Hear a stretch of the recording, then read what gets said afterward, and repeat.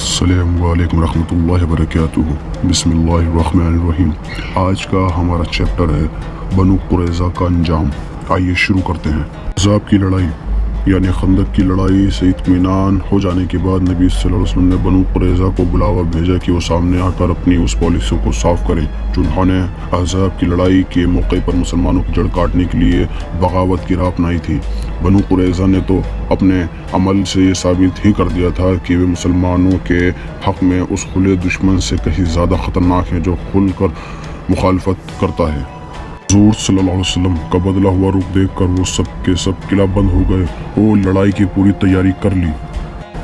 اس وقت مسلمانوں کو یہ معلوم ہوا کہ بنو نذیر کا سردار حوی بن اخطب جو بنو قریظہ کو مسلمانوں کے خلاف ابھارنے پر آیا تھا اب تک ان کے قلعے کے اندر بند ہے۔ قریظہ کی یہ غداری کوئی پہلی حرکت نہ تھی بلکہ بدر کی لڑائی میں انہوں نے قریش کی جو مسلمانوں پر حملہ ور ہوئے تھے ہتھیاروں سے مدد کی تھی، مگر اس وقت رحمت نبی صلی اللہ علیہ وسلم نے ان کا یہ قصور معاف کر دیا تھا۔ اب ان کے قلعہ بند ہو جانے سے مسلمانوں کو مجبور ہو کر لڑنا پڑا۔ ذی الحجہ کے مہینے میں گھیر لیا گیا جو 25 دن تک چلا۔ گھیرے کی سختی سے بنو قریظہ تنگ آ گئے۔ انہوں نے قبیلے کے مسلمانوں کو جن سے ان کے تعلقات تھے بیچ میں ڈالا اور نبی صلی اللہ علیہ وسلم سے منوا لیا کہ بنو قریظہ کے معاملے میں سعد بن معاذ کو جو اوس قبیلے کے سردار تھے حاکم سرپنچ و منصف بنا لیا جائے۔ جو فیصلہ سعد کریں خدا کے نبی صلی اللہ علیہ وسلم اس کو منظور کر لیں۔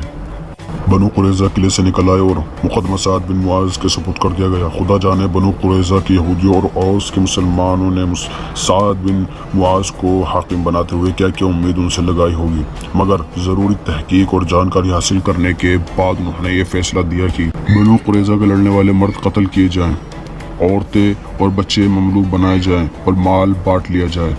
اس فیصلے کے بارے میں یہ بات بھی ذہن میں رہنی چاہیے کہ یہودی اپنے چنے ہوئے منصف نے لگ بھگ یہی سزا دی تھی جو یہودی اپنے دشمنوں کو دیا کرتے تھے اور جو ان کی شریعت میں ہے، بلکہ ان کی شریعت میں زیادہ سخت سزا دی ہوئی ہے۔ امید ہے آپ کو میری ویڈیو پسند آئی ہوگی۔ اس کو لائک، شیئر اور چینل کو سبسکرائب ضرور کریں۔